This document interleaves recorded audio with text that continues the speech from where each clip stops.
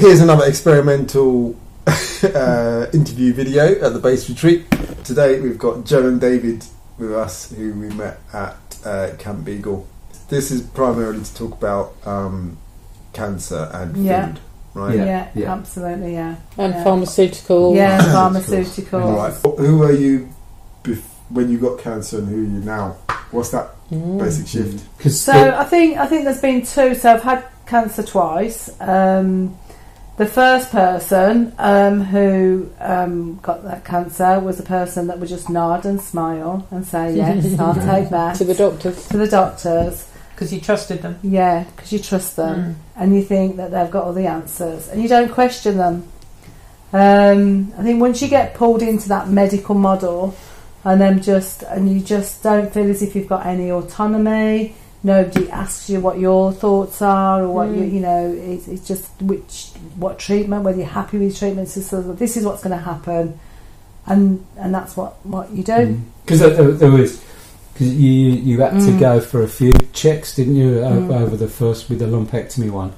And I used to go along, and there was the one day we were Joe was sitting on the bed with her consultant and I think her cancer nurse, wasn't it? And I was sitting there. And then there was a tap at the door, and it was like the door opened. Oh, can I just bring in some students? We just want to have a.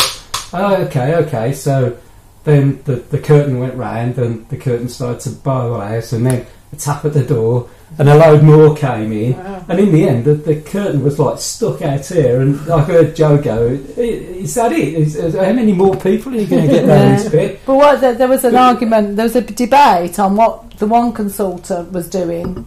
He come out and he says, he was taking some fluid. He was going to drain. He was going to drain, and he was going, no, that's not what you want to do. And I'm just like sitting there, and I didn't feel. I mean, I'd really question that now. And you just don't question. You just don't question what the medical team do to you. And it would be like, okay, get on the bed, get your boobs out, and it was just like you're just sitting there, and these people are just with the audience. Just coming in and just going, this isn't, and this is that, and then they're like, okay, and they all drift off again, and you just left there like going, wow, that's So the first treatment was it was a grade 1 cancer, lumpectomy, radiotherapy, and tamoxifen for 5 years, which I did. And then I had so many side effects from the tamoxifen. It was really wasn't. It was menopause. It was 38, going through the menopause. So working full time and trying to manage that was really do you hard. think those side effects are rare, or do you think have you looked it up since? No, what are the kind of statistics? They're general side effects. Now I know it's a carcinogen, and it puts you at higher risk of ovarian cancers. So and the possible, we know because Mark's wife, her sight was literally disappearing. In front of her. She had to have an emergency operation, and her sight is damaged for what the rest of her life. What do they do then before they give you these treatments? Do they go through all the side effects? No. Never told anything. No, never tell you the side effects. Never tell you the alternatives. Never tell you what to do if you get the side effects. I mean, the thing with both cancers is nobody actually sat down and said, like, what is your nutrition? What do you eat? How do you drink? What do you do? Nothing. Not in either case did anybody actually ask us. That all it is okay, we'll do this. Because even if you want to go ahead and have the treatment, then that surely should be part of it as well. Absolutely. And I think whatever now people's choice. You should be you should be told what but most people never bother to open up that piece of massive paper that when you read it, and then you can see all the site. Most people are just like. But even in that time when taking the tamoxifen, my immune system was shot, wasn't it? I mean, you could guarantee I got everything. I was always off sick. I was just not well. I wasn't well at all in that 5 years. But that treatment did cure the cancer at the time? Well, they say cure, they take it out, and everything else is a bit like, let's throw everything at it. And nobody really ever dies of these grade 1, hadn't spread, hadn't gone anywhere else. And I think you have to think, does anybody ever die of these low grade cancers? And actually the damage, it makes me wonder whether the radiotherapy was the cause of the second cancer, because actually we know that radiotherapy causes cancer. So I was on 2 carcinogens that were supposed to cure me, well, help prevent getting cancer, but you would think, well, does that help? Did that impact on the second cancer then?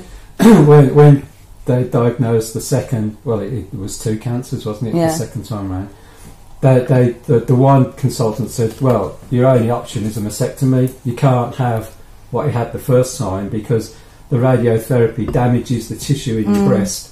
So you can't have it done again because it's not an option. God. And it's like, well, nobody ever told us that. And I don't think it wasn't until that point that I realised how damaging radiotherapy was until I went to have my second treatment, and they went, oh, like your cells and your skin and everything's so damaged from the radiotherapy, we've got no other option than a mastectomy. And you can't even have, not that I would have done, but my options for reconstruction was really limited because of all the damage that the radiotherapy was done to me. And they could very well tell you all this face to face. Yeah. You might not be paying for the treatment if you had it on NHS or whatever, but you know, it's your body and your life and your future they're messing with. It should just give an option. Just because it's in that leaflet in the drugs, or you know, that's not enough, is it? Nobody ever said you can go down this, and nobody ever talks about statistics or percentages of what it reduces your chances of reoccurrence, and nobody ever talks about that. It's just literally you feel like as if you're just a robot in a sense, where you go into the consultant room, take this tablet, and off you go. And you're in shock at the time. So you're in trauma yourself. I would imagine you are. Absolutely, you're in this trauma, and you just give your body over to this medical team, and just let them to do what they will with it. And you think then this must be the right path, because you don't question men in white coats, do you? No. Well, we don't. We wouldn't have done. We didn't do it. That was 15 years ago. No. So. How things have changed. Yeah. I'm getting the impression that now you don't trust men. Yeah, absolutely. So I think what I found out. So when I got diagnosed the second time, so I just kept saying. So we were vegan. We eat quite healthy. We did drink, and I'd call us very middle class drinkers. Bottle of wine on a Thursday, Friday.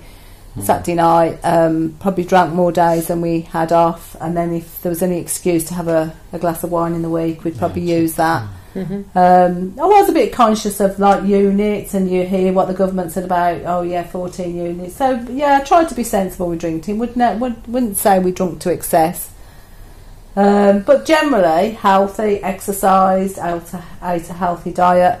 So when I got diagnosed the second time, that was like a real shock.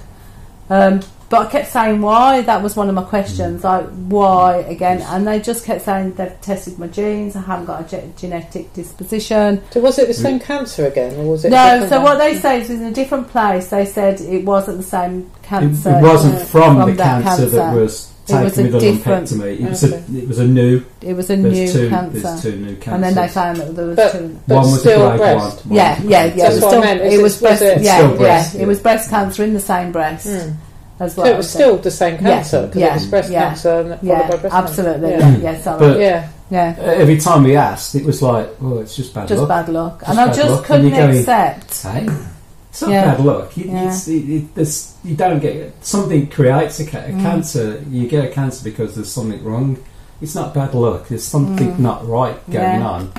And it was just like after Joe had the mastectomy, and then we went back for the wash-up meeting with the consultant. Once it was just like, well, it's just bad luck, but here, I'll take this pill, take it for 5 years, 7, maybe even 10, and he said, if you have any issues, give us a ring, and that was it. He said, try and take it. Thank you and goodbye. He said, try and take it for 10. So so the second time, like I say, and I just that why I kept asking why, and they kept saying, but not once, like we said at the beginning. Not once did anybody talk through my nutrition. Nobody knew what I ate. Nobody knew what I drank. Nobody knew what lifestyle I had. I could have been, and nobody has them conversations with you. And so, because I was getting more curious, I'd already sort of been going down the path of questioning pharmaceuticals anyway. And then when I think it was that moment in the consulting room when he said, try it for 5, try and get to 7. If you can get to 10, that would be brilliant. And I said, why you give me this variation? He says, because it has such an impact on your life. He says it really disables some people. So I kind of went away, and I did take it from probably about 4 months, and it really does it like. So was this a different pill? Or yeah. So you have This was a pill for post-menopause. So what I started. So basically, the second tablets that they give you, it's a hormone blocker, so it's an estrogen blocker. So it literally blocks all your estrogen. Now, women need estrogen, even when you're going through the menopause. It keeps you alive. It keeps your heart alive. It stops you from having your aches and pains. We need it, you know. Men need it as well. Men have got estrogen as well. Yeah. But I started to read so much. I literally jumped into research, and I didn't just look Google it, and I was reading research papers, and I think I'd got a more questioning mind then to think if I've got an estrogen. So just to put it into context, that breast cancer there's different forms of breast cancer, and you can have estrogen fueled, progesterone fueled, or neither. It's not fueled by any hormone. And mine was estrogen fueled, but it's estrogen receptor fueled. It's not estrogen, so it's not your estrogen levels, and nobody ever checks your hormone balance. And what I've read since, it could be that I'm low in progesterone. I think I say that wrong. Progesterone. Yeah. Progesterone. I could be low in progesterone. And that's an imbalance. I've just got an imbalance of hormone, but nobody has ever tested that. Because you're supposed to have that checked, aren't you? The idea is they then I started to question. Nobody's asked me what I eat or drink. Nobody's checked my hormone levels. Nobody's sort of told me what I can and can't do. Nobody's given me the percentage of how this is going to reduce my risk in the future. Is it 1%? Is it 10%? Is it 50%? Nobody has them conversations with you, so I can go away and make them decisions myself. And they know nothing about you, basically. Yeah, absolutely. Apart from that you have cancer. Apart from the cancer. So, but there's no relationship, is there? No, there's just. No, you've got cancer. Here's the pill. Here's the pathway we're going to do. I think that's here's the pill that's going to. I think that's what people kind of. It is a scary time, and I think that's what people want. They want. They don't. People aren't prepared to do life-changing things for their health. I think they just want everybody to just take. You know, people just would think, oh yeah, I'll take that pill. When you got your diagnosis, had you had symptoms beforehand? Did you go in with symptoms? No, you didn't go in. It was from a routine. It was the first scan after COVID, wasn't it? My routine mammogram. Routine mammogram. Because can I ask you a weird question? Yeah. How sure are you that you did have cancer? I question that. Well, I do. How sure are you that you did actually have cancer? Do you know what, Fiaz? I do. I'm just surprised at the question. No, it's a good question, because I question that, because there are. I mean, they said, because obviously they did a biopsy, and then they said yes, it's cancer, and then they said there was 2 cancers in there. But people live with cancers, like people, and I have that has gone round in my head a few times. Like, was it a cancer? What? I wish I'd asked at that point before the operation, what if I do nothing? What will happen if I do nothing?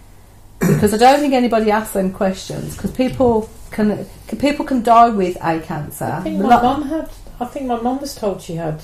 Well, she was told. Yeah. She was told she had cancerous cells. Yeah, in her breast, and they told her to do nothing. Whether that was because she was a lot older. Yeah. But they checked on her regularly, and it didn't progress. It didn't get any worse, so they were happy with that.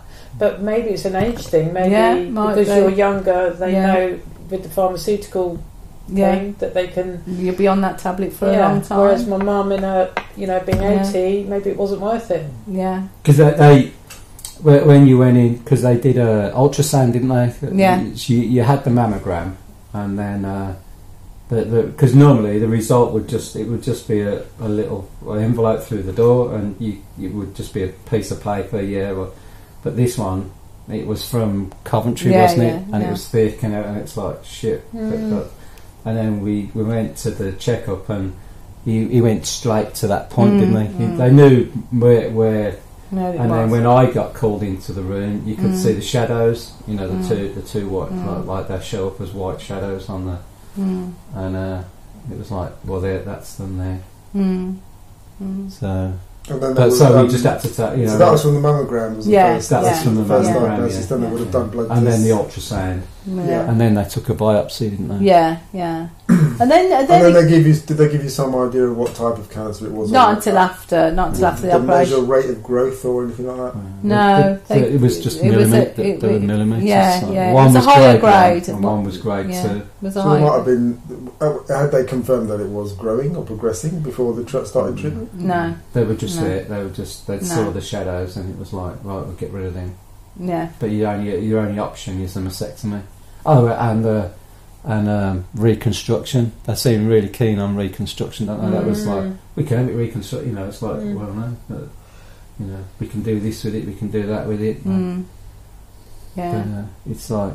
And it was really limited what they could do. And I was like, and I kept saying to them, no, I don't want that. And they're going, yeah, but we'll give you the options. It's like they just want to keep treating you. And I think the difficulty that I had, and I still haven't had conversations with the medical team, is that I didn't feel able to have a conversation about, I don't want this. So they don't open that up. They don't open this. Is this okay? Is this what you want?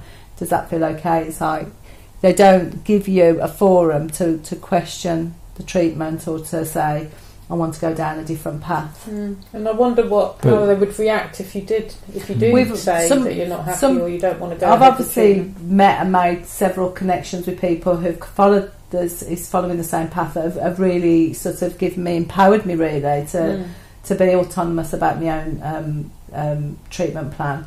But and they've said some feedback I've had has been really negative. Literally, like, I cannot believe you're making this decision. You sign your own death warrant, and them sort of really angry, negative responses. Some people have had good responses that I've heard, but I think the general responses. So I still haven't had the confidence to talk to anybody about this. I'm not going down that line. And we now know, and after all the research you've done, that there are lots of different foods you can eat. There's lots of different things you can do yourself that absolutely that stop the growth of the cells. Some of the research even shows it degrades it. So the first thing, it actually shrinks it or gets rid of it. There's a lovely programme in London, isn't there, the Hello Beautiful and Hello Love, and I think that I found out about them first, and that was developed from a woman who'd had a similar experience to me, and she had chemo, and she refused tamoxifen, and she said now she would have refused chemo now what she knew, and she was working with a guy, and he says, I can help you, and and she went down the sort of more holistic route. So we went down to see her, and she gave us loads of. That really made me think there are other people out there, because you do feel very alone. There's nobody there's nobody you can connect with. It's like, I mean, I know we've got the internet, and it's really good to be able to find out things. But when you first think, you just think, am I making this decision on my own? And what happens if I've got it wrong? Like, your life depends on that. But going to see Jane from Hello Beautiful was really good. She gave us loads of tips. And then I started to do the research, and just like one simple thing like flaxseed, and you wouldn't believe, like, you feel as if you're talking like madness, don't you? Flaxseed can help. So flaxseed does exactly the same. I mean, it sounds like witchery, doesn't it? Because we're so used to like opening our packets and popping a pill. Flaxseed does exactly the same as a tablet they want me to be on. Wow. That impacts on my heart, that has so many side effects. And yet flaxseed has side benefits. So why aren't we talking about it? And it just makes me quite angry, really, that we know this information. It's been researched. The research goes back to the 1950s. The first person who started to look at flaxseed did it in the 1950s. It doesn't make enough money, does it? Exactly. And then it gets stopped. So everything you read about any sort of food or anything that can make it better, it says, but more studies need to be completed. That's a big illusion with the NHS, is that because you're not paying for it, you don't see money changing hands, so you have this illusion that it's like, you know, someone's doing it out of their own goodwill. But it is a business model. Absolutely. People are getting paid. You are a customer in a way, or you know. And when they talk about screening, I can't help but think, actually, what they're doing is scouting. They're scouting for customers. Absolutely, they are. It is controversial. So, what about this controversial thing then? Because what was it about the conventional medical treatment that made you start to look in another direction? It was my understanding of the pharmaceuticals, like you said. I think I'd been started to question pharmaceuticals for quite a few years up until then. You know, and just really question, not realising. You think, like, you hear of sort of Cancer Research UK, and you think, oh yeah, really good cancer research, but they don't want. Do they really want to cure cancer? Because they'll be gone. And they're looking at. We need to. It's like backward thinking, isn't it? We need to look at cancer prevention, not cancer. You know, sort of curing cancer treatment. We need to be looking at prevention. And it's like, you know, breast cancer is on the increase, and it's all these the sort of xenoestrogens that are all in our makeup. I mean, it's it literally, like, before you get bombarded when you start research, it's bombarded. It's not just your food; it's what you use in your household products, your makeup, your everything, your cooking utensils, just like. Nothing you know, the plastic containers, everything's in plastic. Aluminium. Is a really bad one. Yeah, aluminium, you know, just your Teflon and all that, you DuPont. Aluminium, I remember my grandmother talking about my mother always said never use aluminium, and my grandmother did, but it's still used. I read something recently, and it says, and it actually, when you read things, you go, oh, well, that so makes sense. If you think, like, so with women who have estrogen positive breast cancer, well, let's block your estrogen. If it's just estrogen, then it shouldn't be postmenopausal women. Postmenopausal women are at the higher increase of getting breast cancer.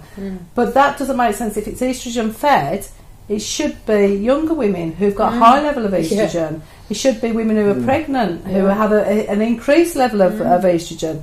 So it doesn't make sense that actually just blocking your estrogen, then if that's just the cause, then it shouldn't be post-menopausal women that are getting it. It should be younger women. So it doesn't kind of connect. No. So that when you start to be curious and start to question, so, well, that doesn't make sense. So then you start to realise, actually, it's the receptors, actually. It's the receptors that are it's the estrogen receptor positive breast cancer. And it's your receptors that are then... that the cancers are connecting to, that are divided, then the cells are dividing. So, and it's the xenoestrogens that are in all these other things. They're the nasty ones that we need to be clearing out, not your own estrogen, if that makes sense. It's a toxic world. So it's a toxic world we're living in, and that I think that's why we've got an increase of, you know, we're eating more processed food. There's more sort of toxins in the environment. And like is alcohol. Yeah, and that was the other thing. Alcohol should not. And I think that was, and I think we were taking you down a different just journey, like, hasn't it? So hang on a minute, why are you both drinking beer then? It's kombucha. We'll talk about kombucha in a bit. I can't talk at length. That's one of the things. If you're susceptible to breast cancer, there is no safe level of alcohol. No, not 2 units. No, it's no units. Yeah. Because one of the biggest causes. How did you find that out, though? I think that was right. It was really quite interesting because we were staying here, and it was just after my operation, and it was when I was going along this path, and I was still taking my medication, and we'd come here, hadn't we, to have a bit of recoup and stuff, and we'd had a bottle of wine, hadn't we? We'd had a couple of bottles of wine on the night, and I think it was the next morning, Jackie said to me, "So you're giving up alcohol then?" And my reaction was like, "No." Defensive. And I really questioned, thought, I did really think, why have I responded like that to Jackie? And that, I remember sitting in the bed behind me that morning. I think it must have been as you was going, actually, because I remember the next morning I sat and I just started to research alcohol and breast cancer, and there literally is no safe limit. No safe limit. And I was like, okay, that's one thing that's... Where did you get that information from, though? Because the government obviously tell you there is a safe limit, because they don't want everyone to stop drinking alcohol. No, exactly, yeah. So, we've got the books on the table. So Dr. Gregor, is a great source. So if people haven't looked him up, nutritionalfacts.org.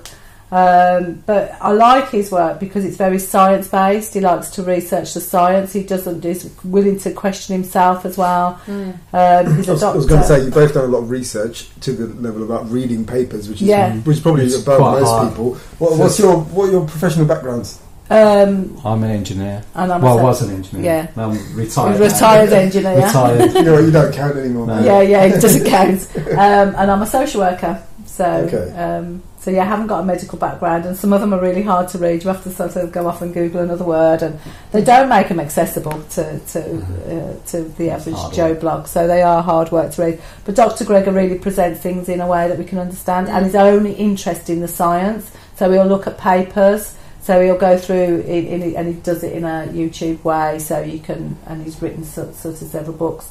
So just looking at that and. So just thought then that again makes you question if there's no safe level of alcohol, if there's literally no safe level for all of us, if it increased, I think there was about 4 cancers, I think prostate, breast, I can't remember the other, throat and colon was it? Cancer. Like 4 cancers that absolutely there's no safe level.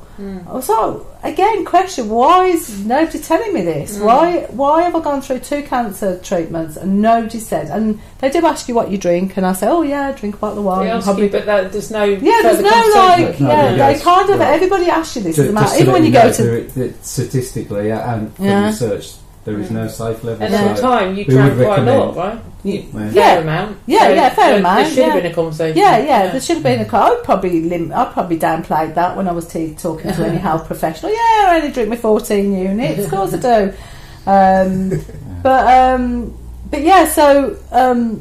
So that guy, and you were watching something the other day, wasn't you? That makes you think, oh, we're just living in a messed up world. Was that on Netflix? Yeah, alcohol. The I can't remember what it's called. The thing, but in there it said like it's just not safe. There is no safe limit. We'll find it and put a link or something on. What was the? Then there was a guy who worked for the government. They sacked him because he actually said, well, why is alcohol legal? Because it should carry a health warning because of the damage. They did some research, and across Europe, the most dangerous drug is alcohol. Right. Socially, individually, socially, and the cost of cleaning up the mess of alcohol.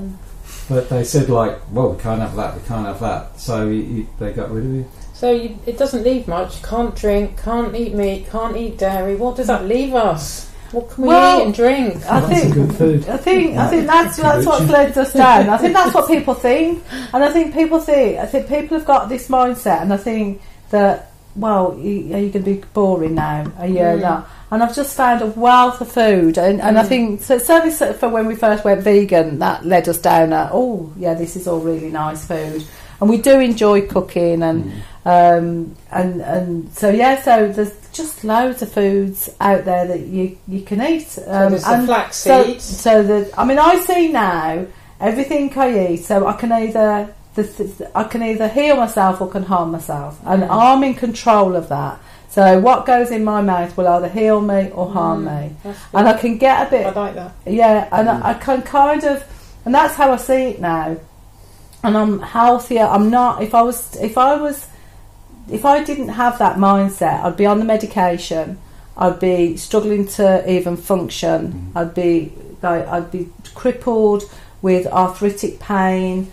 I'd be fatigued. I mean, the side effect, it's not just like 1 in 100. These are like 1 in 10. I'd be higher risk of heart failure. I'd be higher risk of osteoporosis. My mum suffers with osteoporosis, so that already puts me at an increased risk.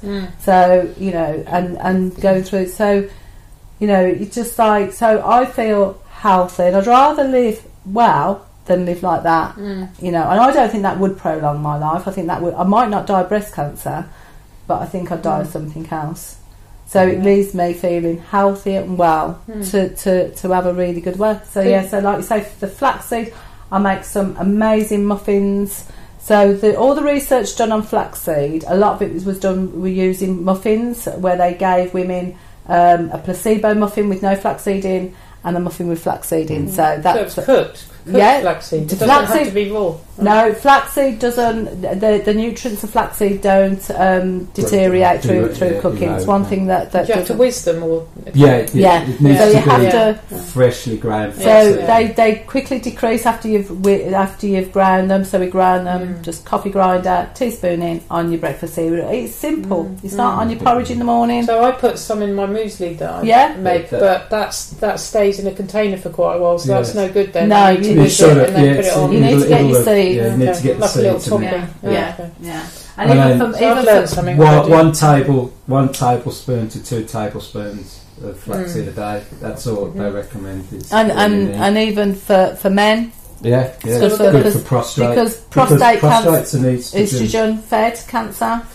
Talking of prostate, another random question is, why in men's toilet cubicles and service stations are we starting to see these bins for depositing things and they've got prostate cancer on them? I think it's something to do with, is it like if you've had treatment, or if you're or if you've got prostate cancer, it has something to do with maybe you're a bit incontinent. Yeah, probably. Well, you actually, if because my brother, he's just had a treatment for prostate cancer, and he was like, you need to go and get tested. You need to go and get tested. And when you read about prostate cancer, some of the invasive surgeries and things they can do can destroy. You can, that's the end of your sex life. It doesn't function. You can end up with other problems with it, like that. Incontinence and all kinds of stuff. And because the PSA thing is, that the blood test? Is it? Yeah, the blood test. You can have false positives and false negatives. It's really random. It's like, but for like my age, my prostate is slightly, because with that I had it checked, and it's slightly large. But when you read about it, it does. Older men will have a slightly enlarged prostate because it's an age thing. Because we're living longer. But a lot of men will take that issue to the grave. It won't even cause an issue. Most people, it won't affect. Obviously, some people will unfortunately have it'll become something else. But so again, you might have treatment when you maybe. Well, you don't need. Yeah, how do you know though? This is it. You're in this. You're back in this loop, aren't you? Of like, we're offering you the treatment. If you don't have that treatment, then you could, and it's like, whoa. But so a lot of the things that we're doing is also going to help you, because everything that you it's a win-win, because it's what's good for Joe is good for me. And obviously this all sounds depressing, but it's not, is it? Because you've actually started questioning stuff. I feel really and you've found all these different things. So I feel really more empowered. It goes on. And I think the thing is, and I think that's the difference. It was the same when I was a vegetarian. And you think, I'm doing my bit, I'm doing enough. That's it. I'm not going to don't need to do any more. And then I went, and then you started to research, and we did go vegan in the end. And I think that's the thing with when you look into health, you think there's a stop point. You think, okay, I'm doing this, that's enough. But you need to have an open, curious mind and constantly thinking, okay, like if I found out tomorrow that kombucha wasn't good for you, we go, okay, we do enjoy our kombucha, but we'll look at something else. It's about thinking, never thinking, oh no, I don't, but I enjoy that. Well, you might enjoy that, but it might be killing you. It might not be doing you any good. So it's about having that mindset as well, and thinking, what can you do? So where are you now, and how you feel, and how you're functioning? So I feel really well. I think I feel the best since and this wasn't my intention, so since I started to eat the way I do, and I thought I ate healthy, which I think we did compared to most people. We ate really healthy. I lost 2 stone.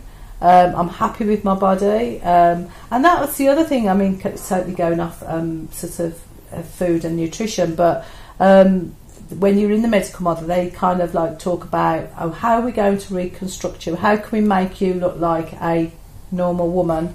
And if they can't reconstruct you, to give you reconstruction, it's a prosthesis. And now I don't wear anything. I've got 1 boob, and that's my story, you know. And I've spent a lot of time trying to, with them popping out. I can't tell you the difficulties of wearing a false boob. They rub. If you get a proper one, it's heavy. It ruins your bras. If you don't get a proper one, it pops out. If you wear anything that's V-cut, so I just thought, you know what?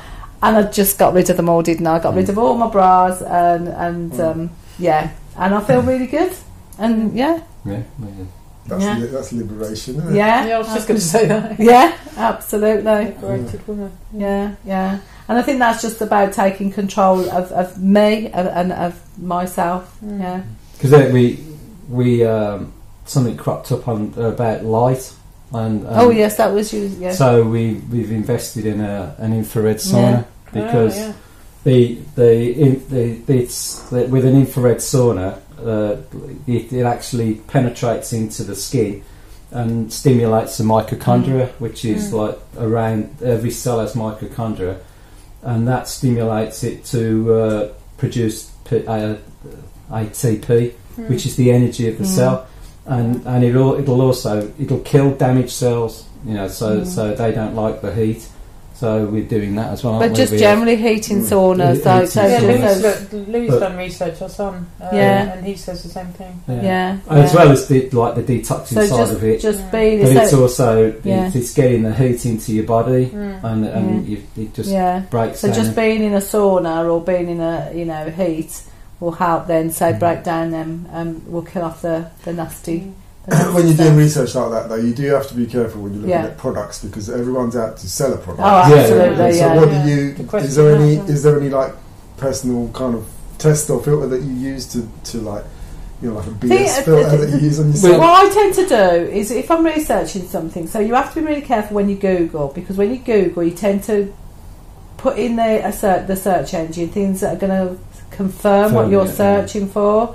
So I will just put minimum amounts. So say for example, like green tea, I won't put green tea prevents cancer, because that'll only produce a load of stuff that tells me, oh yeah, that's confirmed what I've said. You've got to be prepared to challenge yourself and think, oh, okay, I might be wrong there. So I will say, if it is like green tea cancer, that's what I'll do, green tea cancer. So and then look at lots of different, because I try to go to, I mean, like the internet's it's just, you can get lost down there, couldn't you? You can read some really scary stuff that isn't true. So I try to go to that research papers, and like you say, not just like we went on the site that we brought the sauna from, but you looked at all the other stuff, and lots of YouTube. There's lots of YouTube stuff on there that talks about the science behind it. So that's what we try and do.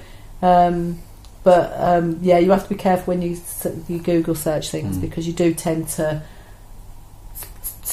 put in the search engine things that you know are going to confirm what you think. What you want. Interesting. There's a word for that, something biased. Isn't it? Confirmation bias. Right. bias. So you want to put the opposite in. Good test. Test it, and stuff doesn't come like we do that. We like animal research and things. You know, you can put the opposite. And, so green tea causes cancer. Nothing comes back. Green tea causes cancer. Yeah. And there isn't. Yeah.